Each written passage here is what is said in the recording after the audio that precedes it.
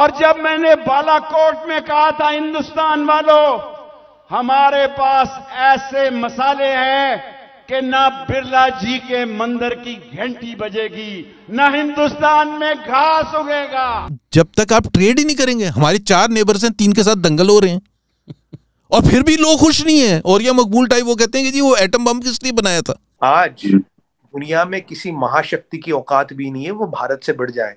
अच्छों को पानी पिला दिया है हमने। अभी भी जब सैलाब आया था तो मिफ्ता इस्माइल से पूछ लें कि उसने एक बात की थी शायद टमाटर मंगवाने के लिए वहां से, इंडिया से। इमरान खान के वक्त में चीनी मंगवाने की बात हुई थी, शॉट डाउन। क्योंकि हमारे तो ऐसे ऐसे वो बैठे हैं जियाले हर काबीना में कि वो कहते हैं इंडिया के साथ। रोहित भाई, पाकिस्तान की हालत ये है कि पाकिस्तान की फौज नपुंसक हो गई है, लड़ नहीं पा रही ना किसी से।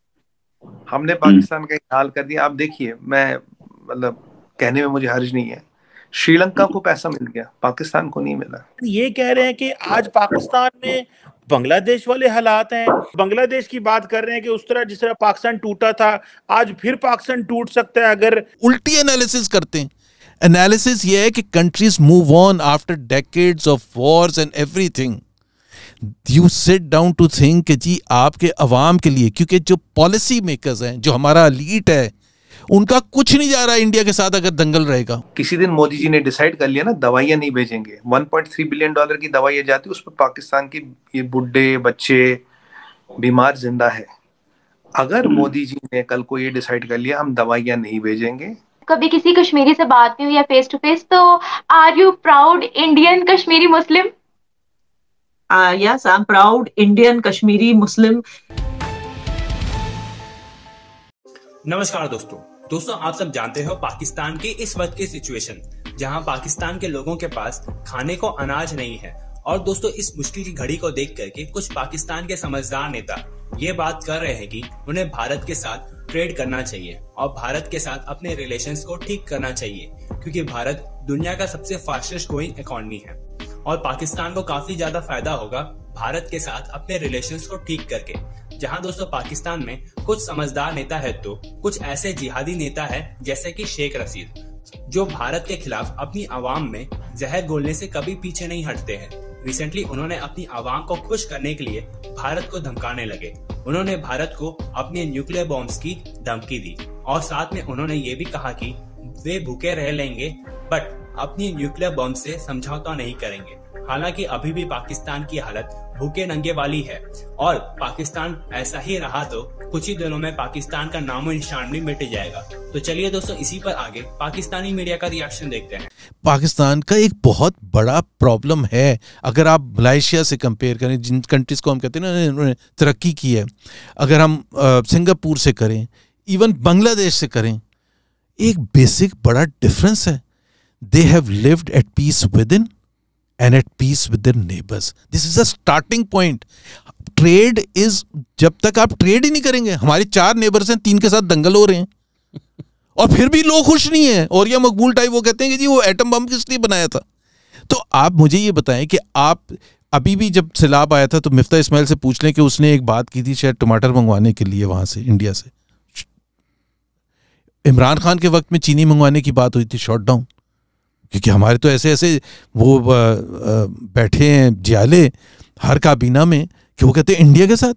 बात ये कि अगर आप ट्रेड ही नहीं करेंगे, मतलब मेरे लॉजिक से, मेरी इकोनॉमिक लॉजिक से, countries don't grow economically, regions grow, countries benefit out of that. And unfortunately आप ये देखें कि 2 countries, the fastest growing countries in the world, 2 are our neighbors, India and China, और हम उसका नहीं फायदा उठा सके। पिछले 30 साल में फास्टेस्ट ग्रोइंग कंट्रीज है, स्टिल आउटलुक ऐसे ही है। अगर उसका फायदा नहीं, भाई कंट्रीज मूव ऑन।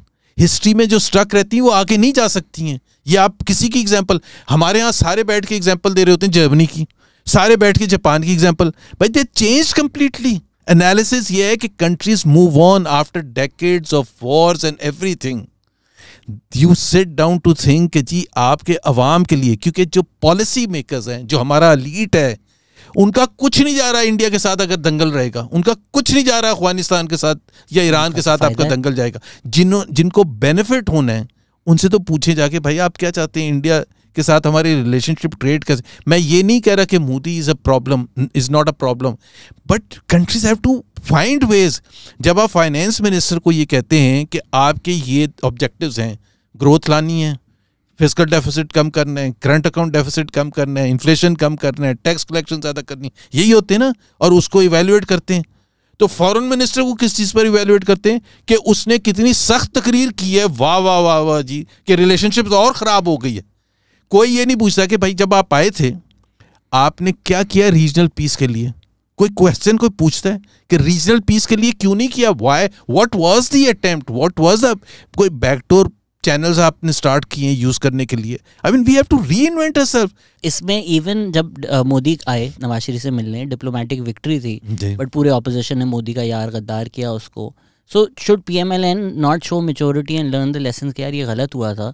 अब हम PMLN से भी वही बातें सुनते हैं कि जी कश्मीर खो दिया इमरान खान ने, रॉ का देखें, एक तो स्टेटमेंट की हद तक होता है। देखें आपने वो बात की है, आई थिंक जो सबसे बड़ा था ये मोदी तो खैर वो आए थे, वो he was coming from Afghanistan, but जो जिसको आप कहते हैं ना one of the main foreign policy initiatives for the good of Pakistan जो था वो 99 में जब वाजपेयी साहब को लेके, remember he was a BJP leader, और BJP always had been hostile, still is hostile to Pakistan, unlike Congress भी है, बट BJP तो बिल्कुल एक्सट्रीम, वो RSS को उस वक्त तो बिल्कुल RSS टाइप उसको किया जाता था। कर सकते हैं एग्जैक्टली।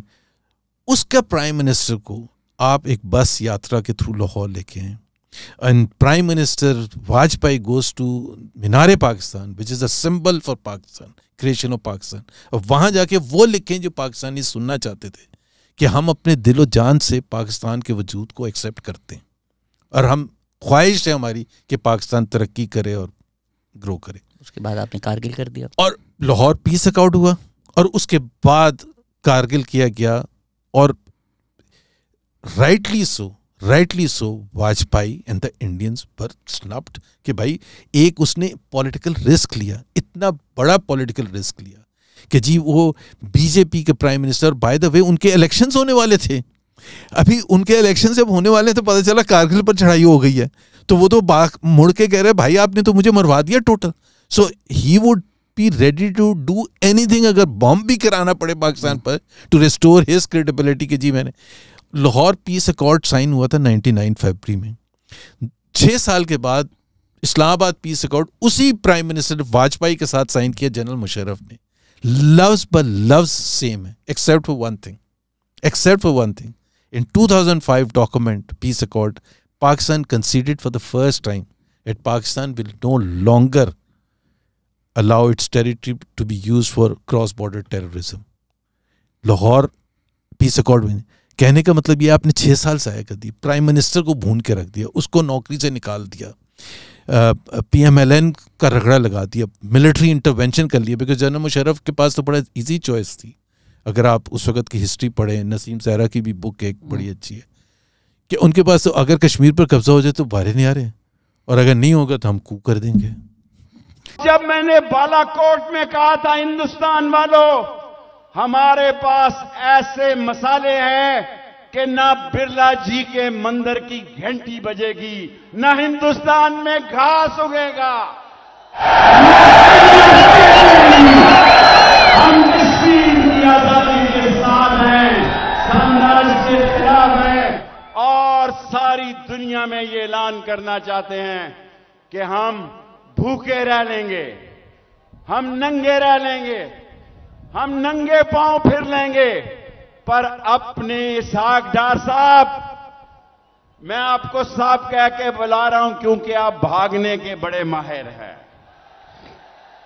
आप हवाई जहाज में भाग जाएंगे, लेकिन ये 24 करोड़ कौम जिंदा है, ये लड़ेगी मरेगी पाकिस्तान के लिए।